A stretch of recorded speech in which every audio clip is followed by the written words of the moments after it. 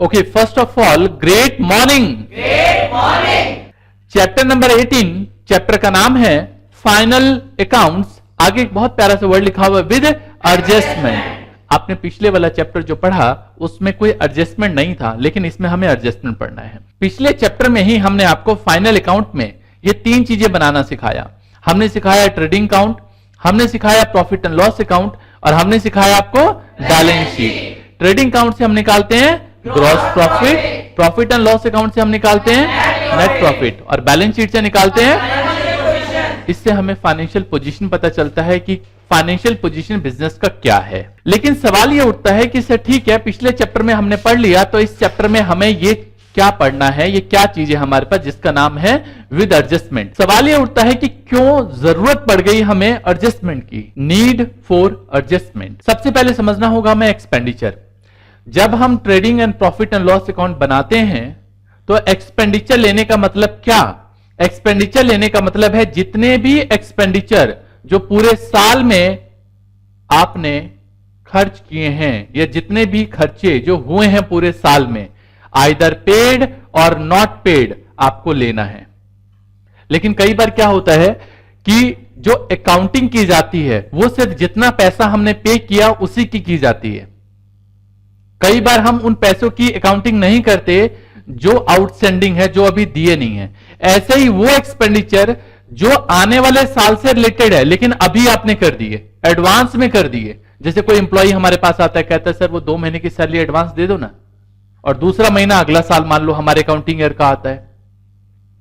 ऐसे केसेस में हमें एडजस्टमेंट की जरूरत पड़ती है। जैसे एक्सपेंडिचर की एडजस्टमेंट है, ऐसे ही इनकम की एडजस्टमेंट भी होती है। जो पैसा हम अर्न करते हैं इससे कोई फर्क नहीं पड़ता, आइदर रिसीव्ड और नॉट रिसीव्ड, आपको उस अकाउंटिंग ईयर में लेना है। लेकिन कई बार ऐसा भी होता है कि आने वाले साल के रिलेटेड जो इनकम्स है वो पहले ही एडवांस में मिल जाता है। कोई पर्सन हमें एडवांस में कमीशन दे गया, उसकी एडजस्टमेंट भी हमें करनी पड़ती है। इसको आइए जरा डिटेल में समझते हैं। जैसे यहां पे आप एक एग्जाम्पल देख रहे हो, इस एग्जाम्पल में ये अपना रामलाल ऑनर है बिजनेस का, और ये हमारा मुरारी लाल इस बिजनेस का अकाउंटेंट है। इसको सैलरी मिलती है 10,000 रुपए हर महीने। ये बंदा यहां जॉब करता है, ये इसका मालिक है, सैलरी से हर महीने 10,000 रुपए मिलते हैं।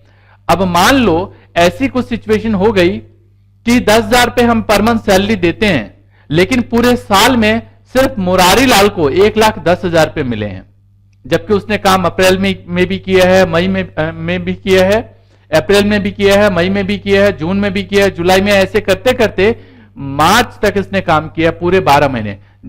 तो अगर हम देखें यहां पे कि 12 महीने की सैलरी कितनी बनती है, तो 10,000 इंटू 12 कितना हुआ? 1,20,000, जबकि इसको सैलरी मिली कितनी है?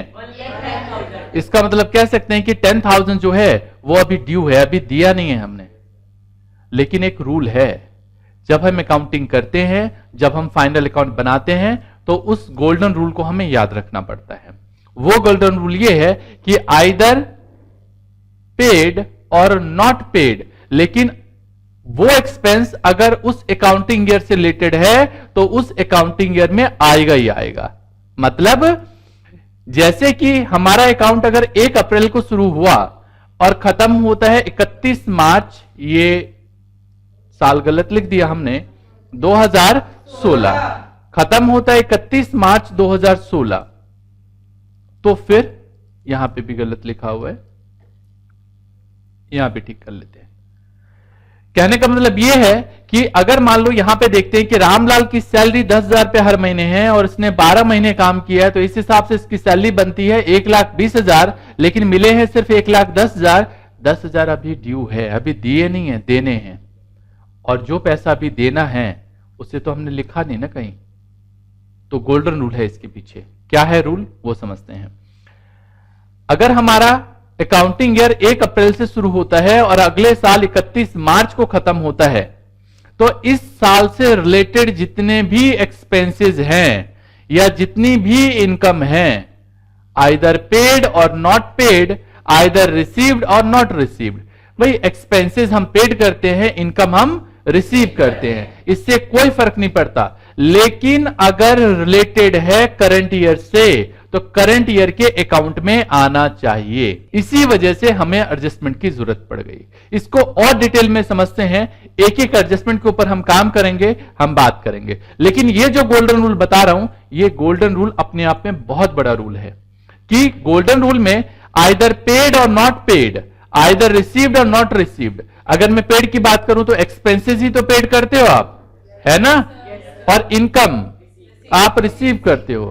तो अगर वो उस साल से रिलेटेड है, उस अकाउंटिंग ईयर से रिलेटेड है, चाहे आपने पे किया हो चाहे नहीं पे किया, चाहे आपने रिसीव किया हो चाहे नहीं किया, लेकिन अगर रिलेटेड है तो आपको लेना ही पड़ेगा।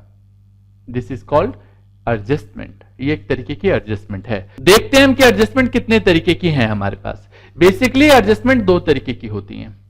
एक वो एडजस्टमेंट जो ट्रायल बैलेंस के बाहर होती हैं, और एक वो एडजस्टमेंट जो ट्रायल बैलेंस के अंदर ही होती है। सर ये ट्रायल बैलेंस के बाहर वाली एडजस्टमेंट कौन सी है? हाँ, ये अच्छा क्वेश्चन है आपका कि ट्रायल बैलेंस के बाहर वाली एडजस्टमेंट क्या होती है।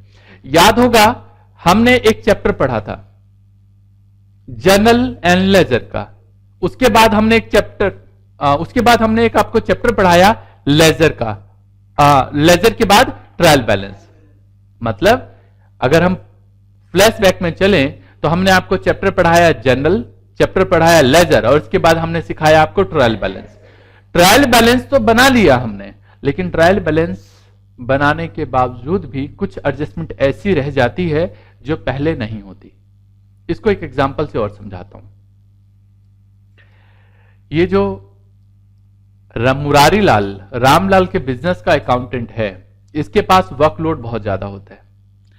साल के एंड में कितना स्टॉक है, मान लो शाम तक माल बेचेंगे, रात के मतलब जो भी ऑफिशियल आर है, मान लो 31 मार्च को हमारा बिजनेस का अकाउंटिंग ईयर क्लोज होता है, तो 31 मार्च को हमें पता होना चाहिए ना कि हमारे बिजनेस में स्टॉक कितना बचा हुआ है। लेकिन ये स्टॉक की काउंटिंग के लिए हर बंदे को लगाना पड़ेगा, टाइम वेस्ट होगा, दिक्कत होगी। तो ये क्या करता है रामलाल, उससे एक हफ्ते डेढ़ हफ्ते पहले ही पूरे स्टॉक की कैलकुलेशन करा लेगा। अपने उसके नीचे जो बंदे होंगे कि जाके पता लगाओ फिजिकल स्टॉक कितना पड़ा है, और रजिस्टर में एंट्री कर लेगा। और बाकी जो 5 से 7 दिन में आया गया उसकी एडजस्टमेंट वो बाद में करेगा। तो क्लोजिंग स्टॉक की एडजस्टमेंट बाद में करते हैं। यही वजह है कि जब पिछली बार क्लोजिंग स्टॉक आया था पिछले चैप्टर में, तो हमने कहा ये एडजस्टमेंट की तरह ट्रीट करो। और इसी तरीके से और भी चीजें होती हैं जो एंड टाइम पे हम नहीं कर पाते, तो हम कहते हैं चलो ठीक है थोड़ा सा रुक के हम इसकी एडजस्टमेंट बाद में कर लेंगे, पहले ट्रायल बैलेंस बना लेते हैं। तो इसीलिए वो एडजस्टमेंट ट्रायल बैलेंस के बाहर रह जाती है। ये होता है कि अगर कोई एडजस्टमेंट ट्रायल बैलेंस के बाहर है, लिखा है ना आउटसाइड द ट्रायल बैलेंस, आपको पता है डियर, हम उसमें एसेट्स लिखा होता है, लायबिलिटीज है, कैपिटल है, एक्सपेंस है और रेवेन्यू है। ये सारे के सारे आइटम हमारे पास ट्रायल बैलेंस में होते हैं, है ना। लेकिन ट्रायल बैलेंस के बाहर कुछ एडजस्टमेंट्स होती हैं। इन एडजस्टमेंट की हेल्प से और इस ट्रायल बैलेंस की हेल्प से आपको बनाना है trading and profit and loss account और बैलेंस शीट। तो ट्रायल बैलेंस तो आपने पिछले चैप्टर में भी देखा है, इस वाले चैप्टर में हमें इसे डिटेल में पढ़ना है। टोटल मिला के 24 एडजस्टमेंट हमें पढ़ने हैं।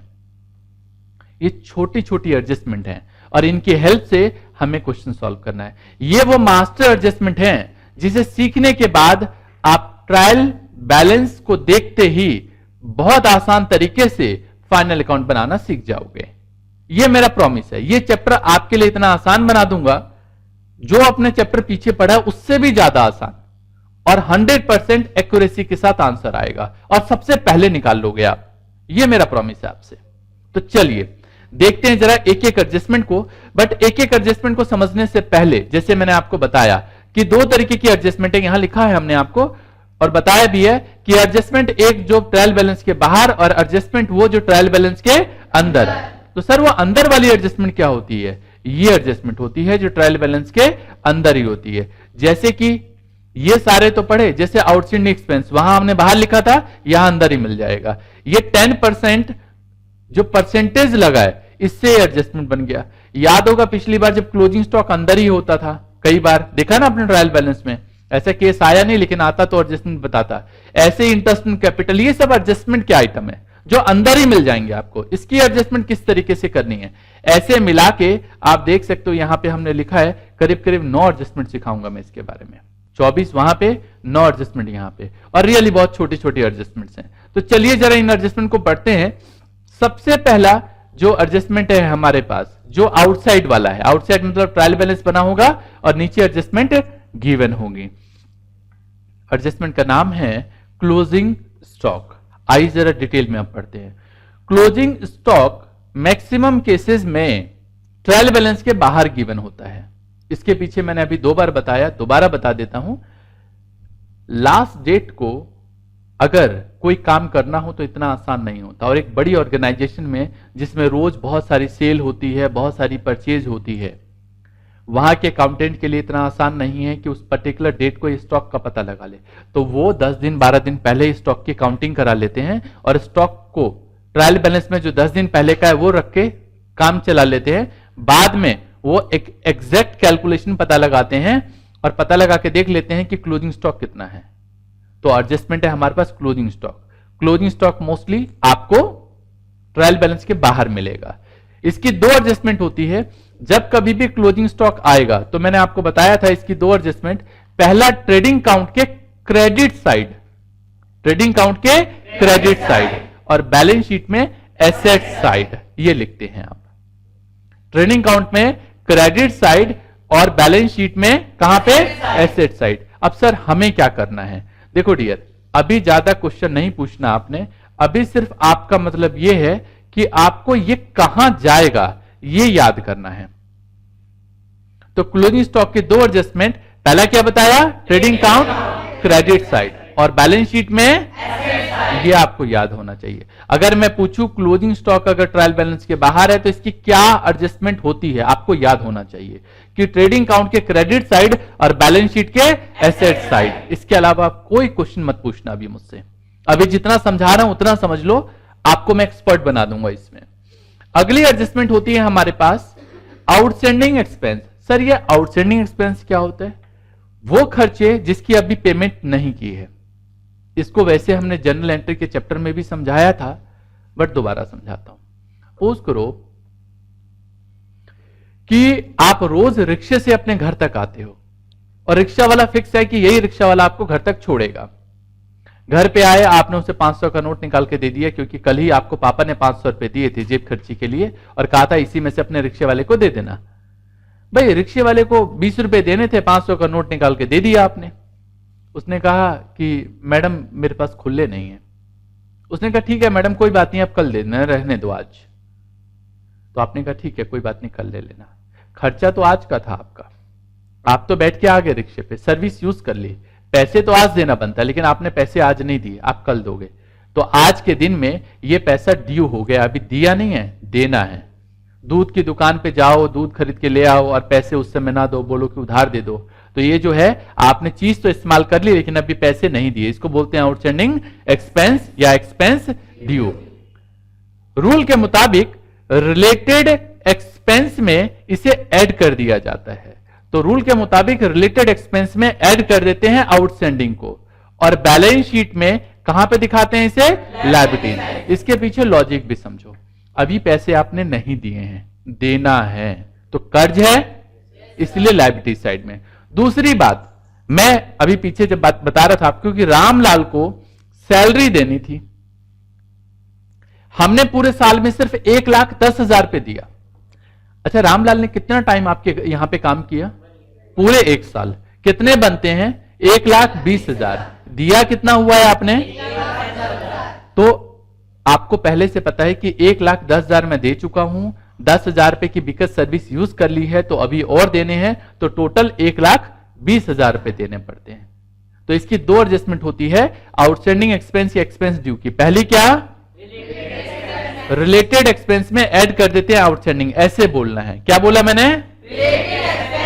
ऐड कर देते हैं आउटस्टैंडिंग। रिलेटेड एक्सपेंस में ऐड कर देते हैं आउटस्टैंडिंग को। और दूसरा क्या बताया, बैलेंस शीट लायबिलिटी साइड। अब सवाल ये उठता है सर इसको क्या करें, इसको कहां लिखें? तो ये जहां भी आएगा, ये 2 ही जगह आएगा, या तो ट्रेडिंग काउंट में या फिर प्रॉफिट एंड लॉस अकाउंट में। अब ये पता करना, आइटम से पता चलेगा कि ये ट्रेडिंग काउंट का आइटम है या फिर प्रॉफिट एंड लॉस का आइटम है। आइए जरा इसको एग्जाम्पल से समझते हैं। जैसे मैंने यहां पे एक एग्जाम्पल लिया कि salary paid ₹10,000 and outstanding salary ₹2,000। मतलब हमने 10,000 पे, यहां कोई लिखा नहीं है तो मान के चलते हैं पूरे साल की सैलरी है ये। 10,000 पे हमने सैलरी पे किया और अभी भी सैलरी कितना आउटस्टैंडिंग है? 2,000। तो अगर सैलरी पे करोगे तो सैलरी कहां आता है? ट्रेडिंग में या प्रॉफिट एंड लॉस में? दोबारा बोलो, सैलरी कहां लेते हैं? प्रॉफिट एंड लॉस में, डेबिट साइड। तो हम क्या करेंगे, इस 10,000 को, ये जो 10,000 पे सैलरी पेड है, हम प्रॉफिट एंड लॉस अकाउंट में यहां पे लिख देंगे सैलरी। कितना? 10,000। लेकिन अगले ही लाइन में लिखा है कि अभी 2,000 पे दिए नहीं है, देने हैं। इसका मतलब यह है कि 2,000 पे देने हैं, तो ऐड कर देंगे हम इसमें आउटस्टैंडिंग 2,000। तो टोटल 12,000 रुपए की सैलरी पेबल थी और 2,000 रुपए मतलब पेबल मतलब यहां देना था टोटल, जिसमें से सिर्फ आपने 10,000 दिया है, 2,000 अभी नहीं दिया है। अच्छा, 2,000 जो नहीं दिया है कर्ज है या नहीं है? तो मैंने बोला था जो भी एक्सपेंस होगा उसे रिलेटेड एक्सपेंस में जोड़ दोगे। और दूसरी एडजस्टमेंट क्या बताई हमने आपको? तो बैलेंस शीट में आउटस्टैंडिंग सैलरी करके आप लिख दोगे यहां पे 10,000।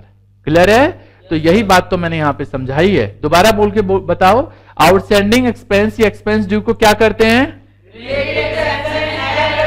आउटस्टैंडिंग। और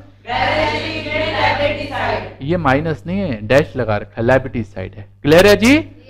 ठीक है। दूसरी एडजस्टमेंट है wages paid during the year 11,000 और 1,000 पे अभी भी आउटस्टैंडिंग है। अच्छा, वेजेस कहां आता है? ट्रेडिंग अकाउंट के डेबिट साइड। तो हम क्या करेंगे, यहां पे लिख देंगे वेजेस। कितना? हाँ जी, 11,000। और यहां पे बताया है कि अभी भी 1,000 पे दिए नहीं है, देने हैं। तो अगर देने हैं तो रिलेटेड में एड आउटस्टैंडिंग 1,000। तो टोटल 12,000 रुपीज देना था। खर्चा तो वो इसी साल का था, और बिकॉज ये अभी दिया नहीं है, देना है, कर्ज है, तो आउटस्टैंडिंग वेजेस को यहां पे लिख देंगे 1,000। हाँ, ये आपके लिए जानबूझ के छोड़ा था कि मैंने जो लिखा है उस पर आप ध्यान देते हो या नहीं देते हो। ये जो देख रहे हो ना 10,000, ये गलत है। कर्ज कितना है? सिर्फ 10,000 या 2,000? 10,000 तो दे दिया आपने, कर्ज सिर्फ 2,000 है। इसे जानबूझ के लिखा था हमने कि आप इस बात को ध्यान देते भी हो या नहीं देते हो। आया समझ में? तो दोबारा एडजस्टमेंट पढ़ते हैं। क्या बताया हमने एडजस्टमेंट? आउटस्टैंडिंग एक्सपेंस या दो एडजस्टमेंट होती है, पहली और दूसरी। Very good. आइए जरा अगली एडजस्टमेंट के ऊपर चलते हैं। थर्ड एडजस्टमेंट, प्रीपेड या अनएक्सपायर्ड एक्सपेंसेस। भाई प्रीपेड या अनएक्सपायर्ड इंश्योरेंस एक्सपेंसेस क्या होता है, इसको जरा डिटेल में समझते हैं। जैसे मान लो रामलाल कहीं किराए पे रहता है, रामलाल कहीं किराए पे रहता है, और रामलाल अगर किराए पे रहता है तो उसको बोला गया कि भाई साहब आप किराए पे रहते हो और आप पे हमें भरोसा नहीं है, आप मुझे 15 महीने का रेंट अभी एडवांस में दे दो। और अप्रैल से ही मान लो उसने शुरू किया, अप्रैल से उसने शुरू किया, तो अप्रैल से लेकर मार्च तक तो पूरे बनते हैं। मान लो 1,000 रुपए पर मंथ किराया है, तो कितना हो गया? 1,000 रुपए पर मंथ में 12,000 बनते हैं, लेकिन उससे 15 महीने का लिया गया, टोटल 15,000 रुपए लिए गए। इसका मतलब 3 महीने एडवांस चला गया, हाँ या ना? और ये जो 3 महीने का एडवांस चला गया, ये आपको बता दें ये प्रीपेड है। अच्छा एक बात बताओ, ये साल हमारा 1 अप्रैल से शुरू होगा और 31 मार्च को खत्म होगा, तो कितने टाइम का खर्चा है? सिर्फ हमारा 12 महीने का, जबकि आपने पैसे दे कितने के लिए दिए? 15 महीने के लिए। आपने अप्रैल के बाद मई के महीने का भी दे दिया, जून के महीने का भी दे दिया, और 3 महीने का फालतू दे दिया। क्या वो इस साल के अकाउंटिंग ईयर से रिलेटेड है? यस और नो? नो। हमारा अकाउंट 31 मार्च को ही खत्म हो जाता है। तो अगर इस साल से रिलेटेड नहीं है तो नहीं लेना। कितना नहीं है? 3000 नहीं है। कितना है? 12000 है, तो हमें 12000 ही लेना है। तो वो जो आपने टोटल लिखा है उसको एडजस्ट करना है, इसलिए हम लिखते हैं यहां पे रिलेटेड एक्सपेंस में। किस में? रिलेटेड एक्सपेंस में क्या कर देते हैं? लेस कर देते हैं प्रीपेड एक्सपेंस। और बैलेंस शीट में कहां पे लिखते हैं? सर एसेट साइड क्यों लिखा आपने? अच्छा एक बात बोलो, क्योंकि आपने पहले से ही पैसे दे दिए, एडवांस में पैसे दे दिए। आपने सर्विस यूज नहीं की लेकिन आपने पैसे एडवांस में दे दिए, तो ये क्या है आपके लिए? एसेट्स है, और एसेट साइड में लिखेंगे। आओ जरा इसको थोड़ा सा डिटेल में समझते हैं एक एग्जाम्पल के थ्रू। यहां पे एग्जाम्पल है कि इंश्योरेंस पेड किया हमने 15,000 for the period of 1st Jan 2012 to 31st March 2013। 1 जनवरी 2012 से 31 मार्च 2013। अब मान के चलते हैं कि जो हमारा अकाउंटिंग ईयर है वो सिर्फ इतने महीने का है। जैसे अभी मार्च वाला बोला, मान लो 1 जनवरी से अकाउंटिंग ईयर शुरू होता है और 31 दिसंबर को क्लोज हो जाता है, जबकि इसने पेमेंट कब तक दे रखी है? 31 मार्च 2013 तक। और पेमेंट कब की है? 1 जनवरी 2012 को। पूरे 15 महीने का दिया हुआ है। तो अगर पूरे 15 महीने का दे रखा है और 15 महीने की जो पेमेंट है वो कितनी है? 15,000। तो मुझे अगर ये पता लगाना हो कि प्रीपेड कितना है, तो 15,000 15 महीने का, तो कितने महीने का एडवांस में? 3 महीने का। कितना निकालोगे? 3000। आया समझ में? 15,000 पे 15 महीने के लिए पे कर दिया, तो 3 महीने का एडवांस कितना दिया हमने? 3000। 15,000 पूरा था, 3000 एडवांस था, तो इसका मतलब हमारे साल से रिलेटेड जो है वो कितना है? 12,000। कितना है? 12,000। आओ जरा एक राज की बात और समझाता हूं। जब हम पेमेंट करेंगे किसकी? इंश्योरेंस प्रीमियम की, at the time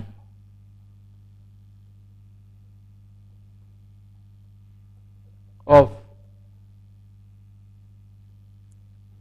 payment of insurance premium, तो हम जर्नल एंट्री करेंगे इंश्योरेंस प्रीमियम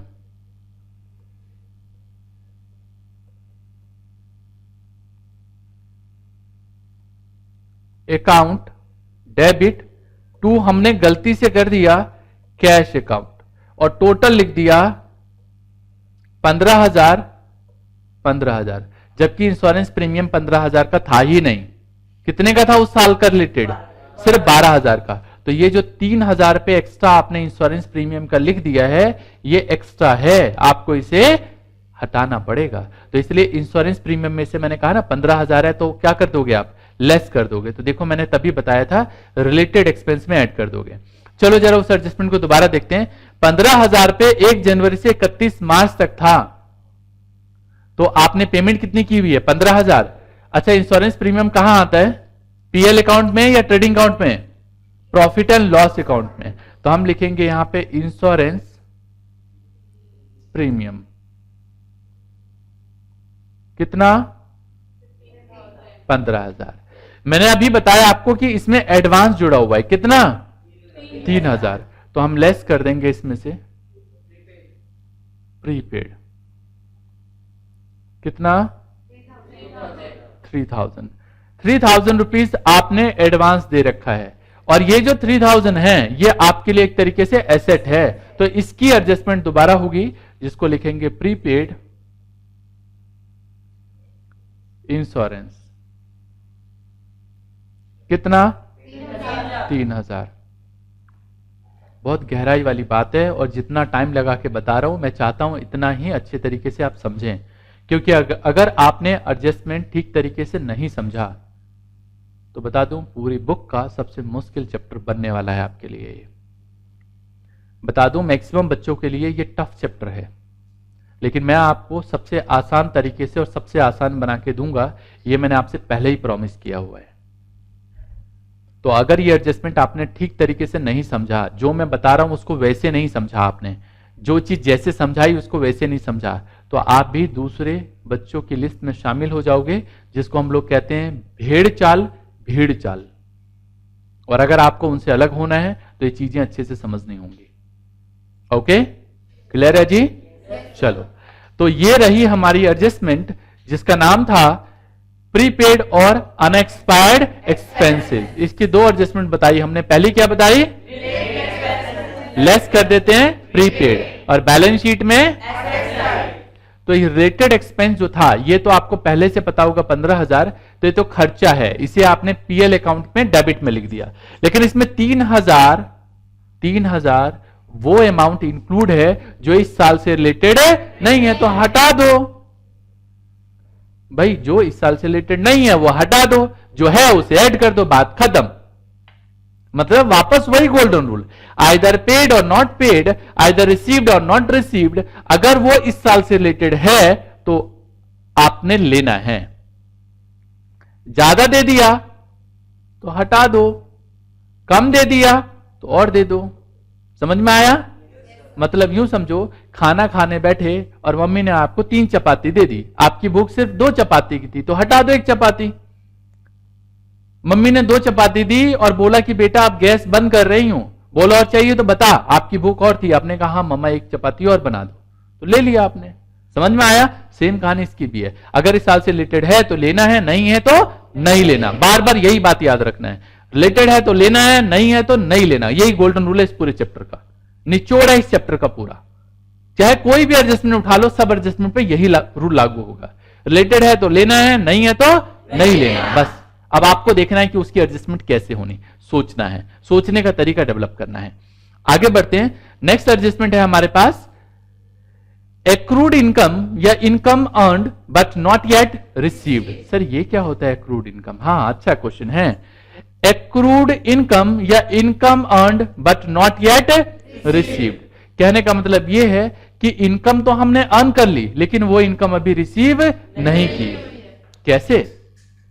जैसे मान लो आपका कोई फ्रेंड कहता है यार मेरे पास एक मोबाइल फोन है, बिकवा देगा क्या? आपके लिंक्स अच्छे हैं, आपने कहा हाँ चल बिकवा दूंगा। आपने उसका मोबाइल फोन बिकवा दिया और बात हुई थी कमीशन की 500 रुपए की। उसने कहा यार देख मेरे को ना पैसे की बहुत सख्त जरूरत है, तो प्लीज अभी तू कमीशन मत ले, लेकिन मैं तेरे को तेरा ये पैसा दूंगा मैं। तो आपने काम तो कर दिया लेकिन उसने अभी पैसा नहीं दिया है। इसको बोलते हैं एक्रूड इनकम या income earned but not yet received. अगर ऐसी कोई सिचुएशन है कि income earned but not yet received की सिचुएशन है तो हम क्या करते हैं? देखो अब वापस हम अपने रूल पे आते हैं जो गोल्डन रूल सिखाया था। अगर इस साल से रिलेटेड है तो लेना है, नहीं है तो नहीं लेना। अच्छा एक बात बताओ, इस साल से रिलेटेड था लेकिन आपने इसे नहीं लिया हुआ, आपने इनकम अर्न कर ली लेकिन अभी वो पैसा नहीं मिला है, तो क्या लेना चाहिए या नहीं लेना चाहिए? लेना चाहिए, क्योंकि अभी वो पैसा मिला नहीं है। तो जो भी पैसा आपको मिला है कमीशन का उसमें आप ऐड कर दोगे एक्रूड इनकम की, इतना और पैसा अभी मिलना बाकी है, और बैलेंस शीट में इसे कहां लिखोगे? Asset side. रीजन समझ में आता है एसेट साइड लिखने का? क्योंकि वो आपकी एसेट है, आज नहीं तो कल वो पैसा मिलेगा।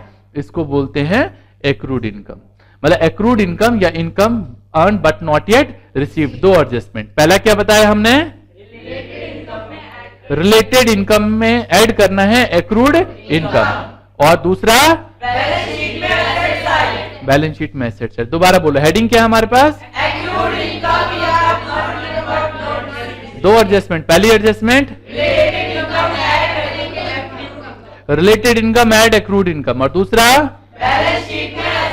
बैलेंस शीट में एसेट साइड। नेक्स्ट एडजस्टमेंट है हमारे पास, इसी में लिया है मैंने, commission received during the year 12,000।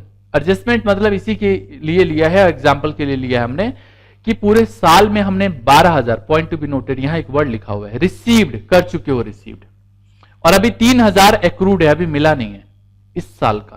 तो टोटल आपकी इनकम इस साल की कितनी है? 15,000, लेकिन मिला तो सिर्फ 12,000 है, और ये 12,000 ही ट्रायल बैलेंस में लिखा होगा, ये गिवन होता है ट्रायल बैलेंस में। तो इसका मतलब जो गिवन है इसमें 3,000 अभी और मिलना बाकी है। अच्छा, कमीशन कहाँ लेते हैं हम? ट्रेडिंग में या प्रॉफिट एंड लॉस में? Credit side. तो हम लिखेंगे यहां पे बाय कमीशन। कितना? 12,000। और अभी उसमें 3,000 पे भी मिला नहीं है, मिलना है तो इसमें ऐड कर देंगे हम क्या? एक्रूड। कितना? 3,000। और बैलेंस शीट में अभी पैसा मिलना है तो आप लिखेंगे एक्रूड कमीशन इनकम नहीं, 3,000। कितना? 3,000। क्लियर है जी? मजा आ गया? भाई साहब, तो ये एडजस्टमेंट एक बार रिपीट कर लेते हैं जो एडजस्टमेंट अभी आपने पढ़ा है। एडजस्टमेंट था एक्रूड इनकम या income earn but not yet received. इसकी दो एडजस्टमेंट बताई हमने। पहला क्या बताया? Related income and accrued income. दूसरा क्या बताया? बैलेंस शीट में एसेट साइड। Very good. अब तो छोटी छोटी एडजस्टमेंट है। नेक्स्ट एडजस्टमेंट हमारे पास इनकम रिसीव्ड इन एडवांस। हाँ, ऐसा भी हो सकता है कि आप इनकम को एडवांस में ही रिसीव कर लो। और अगर ऐसा हुआ कि इनकम एडवांस में रिसीव हो गया तो आपके ऊपर कर्ज है। भाई मान लो, सपोज करो पापा ने कहा कि एक काम कर, अगले महीने का भी जेब खर्च अभी ले ले, हो गया, तो अगले महीने तो मिलेंगे नहीं और आपके ऊपर है ऐसा ही। या मान लो सपोज करो कि आप कहीं काम कर रहे हो और एडवांस में आपको पैसे मिल जाए, तो ये एक तरीके से कर्ज का काम करता है कि जब तक आपने उस बंदे का काम नहीं किया तब तक ये कर्ज के तरीके से चलेगा। तो जो भी इनकम है उसमें से लेस कर दो, क्योंकि उसके लिए आपने काम अभी किया नहीं है लेकिन पैसे ले लिया। तो रिलेटेड इनकम में लेस कर देंगे क्या? एडवांस लेस कर देंगे। और दूसरा बैलेंस शीट में लायबिलिटी साइड। आइए जरा इसको भी समझते हैं एक एग्जांपल के through. Example number 4, commission received during the year 15,000 but it includes 3,000 which received in advance. 15,000 commission मिला। अच्छा, कमीशन क्या है आपके लिए? इनकम। तो इनकम है तो आप यहां पे बाय कमीशन लिखोगे 15,000। अच्छा, एडवांस कितना मिल गया? तो ये इस साल से रिलेटेड नहीं है, इसलिए आप एडवांस 3,000 लेस कर दोगे। और ये कर्ज है। कर्ज है मतलब एक बात समझ लो, ये आपका पैसा है या नहीं, ये कर्ज है। आज नहीं तो कल अगर आपने काम नहीं किया तो पैसे वापस करने पड़ेंगे। आप एक बुक सेलर के पास गए और आपने कहा कि भाई साहब ये किताब लाके दे देना, रख लो 200 रुपए एडवांस। नहीं लाके दिया उसने पैसे, तो वो किताब नहीं लाके दिया, तो क्या होगा उस केस में? वो पैसे लेंगे ना आप वापस। उस भाई साहब के लिए तो कर्ज ही एक तरीके से, ये भी वही है। या मान लो सपोज करो आपकी फ्रेंड ने बोला, यार जो रजिस्टर तुम इस्तेमाल करती हो ना बहुत खूबसूरत रजिस्टर है आपके इंस्टीट्यूट का, तो हमें ऐसा रजिस्टर लाके दे देना। तो मान लो सपोज करो आपने कहा चल ठीक है, ये 100 रुपीज का हमारे आज के इंस्टीट्यूट से मिलता है, मैं ला दूंगी आपको। तो आपने 100 रुपीज ले लिया, आपने यहां पे आके देखा तो ये हमारे स्टॉक में मान लो नहीं था, या हमने कहा कि अभी हम नहीं दे सकते आपको क्योंकि हमारे पास लिमिटेड स्टॉक है, सेल के लिए अभी अवेलेबल नहीं है, मान लो हमने ऐसे बोल दिया। तो उस केस में क्या होगा? उस केस में आप कहोगे भाई ले ले पैसे यार, ये तो नहीं दे सकते हम। ऐसी कुछ यहां पे भी है, तो ये कर्ज है आपके लिए। तो एडवांस कमीशन ये कर्ज है और आप इसको यहां लिखोगे। ये ही ना देखो, साथ में ये भी देखो जो मैं यहां पे बता रहा हूं कि 3,000 है क्या है, ये सारी बातें आपको पता होनी चाहिए। ओके जी? मजा आ गया? मजा आ गया। ये बड़ी बड़ी एडजस्टमेंट थी, तो एक बार एडजस्टमेंट रिपीट करते हैं। क्या लिखा हमने यहाँ पे? Income received in advance. क्या होता है? Related income less advance. और बैलेंस शीट में? बैलेंस शीट में लायबिलिटी साइड। इसके बाद है डेप्रिसिएशन। हाँ, डेप्रिसिएशन का क्या किया जाएगा? देखो, जो हम एसेट्स पे डेप्रिसिएशन लगाते हैं वो एक तरीके से एक्सपेंस होता है और सिस्टम के हिसाब से खर्चा है, तो प्रॉफिट एंड लॉस अकाउंट के डेबिट में आना चाहिए। और बिकॉज इससे एसेट की वैल्यू कम हो जाएगी। क्या हो जाएगी? इससे एसेट की वैल्यू कम हो जाएगी। और अगर एसेट की वैल्यू कम हुई तो इसे हम बैलेंस शीट में लेस कर देंगे रिलेटेड एसेट में। कहां पे लेस करेंगे? Very good.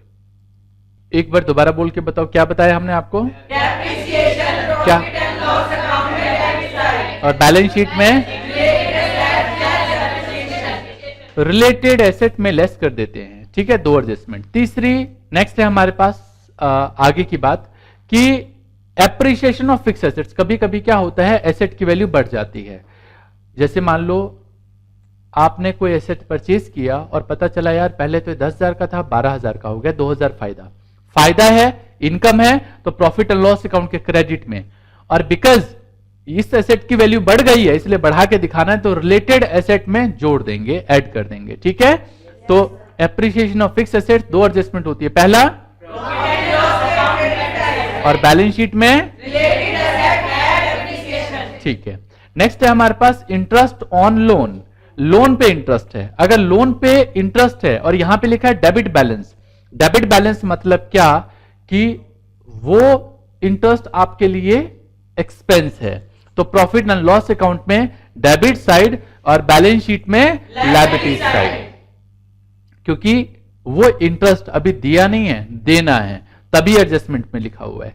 तो इंटरेस्ट ऑन लोन अगर हो और डेबिट बैलेंस हो तो प्रॉफिट एंड लॉस अकाउंट में और बैलेंस शीट में। इसके बाद है इंटरेस्ट ऑन, दो एडजस्टमेंट होती है इसकी, एक तो प्रॉफिट एंड लॉस अकाउंट में डेबिट साइड और बैलेंस शीट में, तो क्या करते हैं कैपिटल में ऐड कर देते हैं इंटरेस्ट इन कैपिटल। सर ये क्या होता है इंटरेस्ट इन कैपिटल? जो पैसा बिजनेसमैन बिजनेस में लगाता है अगर वो ना लगाए और उसकी जगह कोई और पैसा लगाए तो उसको तो हम इंटरेस्ट देंगे। तो ऐसे ही हम मान के चलते हैं कि बिजनेसमैन ने जो बिजनेस में पैसा लगाया है, बिजनेसमैन ने जो बिजनेस में पैसा लगाया है वो पैसा बाहर का मान के चलो तो इंटरेस्ट देंगे। वैसे ही ये पैसा बिजनेसमैन का है और बिजनेस के लिए कर्ज है। याद होगा हमने बताया था businessman and business are two different things, इसलिए बिजनेसमैन जो पैसा लगाता है कैपिटल उसे लायबिलिटी साइड में शो करते हैं, क्योंकि बैलेंस शीट बिजनेसमैन का नहीं है, बिजनेस का है। किसका है? बिजनेस का। तो इंटरेस्ट इन कैपिटल, मान लो मैं किसी से लोन लेता हूं उधार और मैं उस पर इंटरेस्ट देता हूं, तो वो इंटरेस्ट मेरे लिए कर्ज है, एक्सपेंस है, एक्सपेंस एंड कर्ज है ना, मुझे देना है, दिया नहीं है। तो इसीलिए हम क्या करते हैं, इसे प्रॉफिट एंड लॉस अकाउंट में डेबिट दिखाते हैं, क्योंकि ये एक तरीके का एक्सपेंस है बिजनेस के लिए। मतलब interest in capital is expense for business. और अगर मान लो सपोज करो मैं कहता हूं कि 10,000 रुपये मुझे दे दो उधार, 1,000 रुपये मैं आपको इंटरेस्ट के दूंगा, तो 1,000 रुपये तो मेरे लिए खर्चा है। जब मैं आपको लौटाऊंगा तो 10,000 रुपये लौटाऊंगा या 11,000 रुपये लौटाऊंगा? वही बात यहां पे भी है, कैपिटल में ऐड कर देते हैं। जो पैसा इंटरेस्ट का है उसे कैपिटल में ऐड कर दिया जाता है। दो adjustment profit and loss account के डेबिट में और बैलेंस शीट में लायबिलिटी साइड। इसी तरीके से एक अगली एडजस्टमेंट है इंटरेस्ट ऑन ड्राइंग। ये इंटरेस्ट ऑन ड्राइंग एक तरीके से इनकम है, इनकम फॉर बिजनेस। जैसे मैं मान लो किसी को पैसे उधार दूं, ड्राइंग तो समझते हो ना, जो पैसा बिजनेसमैन बिजनेस से निकाल कर ले जाता है वो क्या कहते हैं, उसको हम ड्राइंग कहते हैं। ये पैसा बिजनेसमैन अगर बिजनेस से नहीं निकालता कहीं बाहर से, या बिजनेस मान लो उसको पैसे ना दे और ये पैसे किसी और को दे, तो उससे इंटरेस्ट तो मिलता। वही बात यहां पे भी, तो इंटरेस्ट एक तरीके का इनकम है और इसलिए प्रॉफिट एंड लॉस अकाउंट के क्रेडिट में। अब सुनो, मान लो मुझे आपको 5,000 रुपए देने हैं, मतलब मैंने आपसे 5,000 रुपए लिए हुए हैं जो मुझे देने हैं, लेकिन आपने मुझसे पैसे लिए हुए हैं जिसपे इंटरेस्ट 1,000 रुपए बनता है, तो मैं लौटाते वक्त आपको 5,000 रुपए नहीं दूंगा, मैं 4,000 ही दूंगा, क्योंकि 5,000 रुपए जो मैंने ले रखे हैं और मैंने भी आपको ऐसे पैसे दिए हुए हैं जिसपे इंटरेस्ट बनता है 1,000 रुपए, तो मैं काटने के बाद आपको पैसे दूंगा। समझ में आ रहा है? कहने का मतलब है हम दोनों के बीच में आपस में लेना देना है, तो हम नेट अमाउंट देंगे। इसको ऐसे समझो, आपने अपनी फ्रेंड को 100 रुपए उधार दिए, उसने आपको 20 रुपए उधार दिए, तो नेट आप कितना रुपए लोगे उससे? लेना देना 80 रुपए का ही होगा ना। ऐसे यहां पे है, कैपिटल में लेस कर देंगे इंटरेस्ट ऑन ड्राइंग को, ये याद रखना है। क्लियर है जी? और आज की क्लास की एक last adjustment, further bad debt. कभी कभी क्या होता है, हमें लगता है कि पैसा डूब सकता है, वो पैसा डूब सकता है इसलिए हमारे लिए एक्सपेंस है और प्रॉफिट एंड लॉस अकाउंट में डेबिट साइड। और बिकॉज ये पैसा डूब सकता है तो कौन पैसा हमारा लेके भाग सकता है? डेटर। तो इसलिए डेटर में से लेस कर देंगे बैड डेट। किसमें लेस कर देंगे? डेटर में लेस कर देंगे बैड डेट। और डेटर हमारी एसेट्स है इसलिए एसेट साइड में। तो दो एडजस्टमेंट, फर्दर बैड डेट को पीएल अकाउंट में डेबिट में और बैलेंस शीट के एसेट्स में डेटर में लेस कर देंगे बैड डेट। ऐसे पूरा पढ़ना है। आया समझ में? उम्मीद करता हूं ये जितनी भी एडजस्टमेंट मैंने बताई हैं ये सारी एडजस्टमेंट आपको समझ में आ गई होंगी। यूं तो मैंने समझाने के लिए इसको ऐसे लिखा है, लेकिन हम आपको इसके नोट्स देंगे, तो ये प्रॉपर आपको नोट्स मिलेगा इसके लिए चिंता नहीं करनी है। लेकिन जो चीज अभी हमने बताई है इनको अच्छे तरीके से आपको याद रखना है। क्लियर है? मजा आ गया? मजा आ गया। नेक्स्ट क्लास में नोट्स देंगे हम आपको। तो होम फन में आप लिखिए, होम फन में जितने भी कॉन्सेप्ट हमने आपको बताए हैं वो सारे कॉन्सेप्ट्स एंड एडजस्टमेंट याद करने हैं।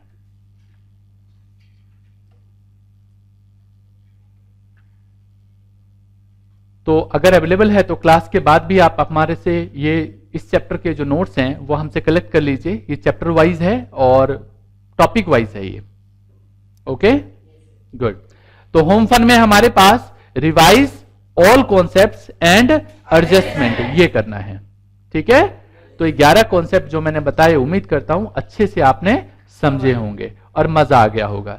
लिखने का काम हम नेक्स्ट क्लास में करेंगे। तो मिलते हैं हम लोग नेक्स्ट क्लास में। तब तक के लिए all the best, take care, जय हिंद, जय भारत।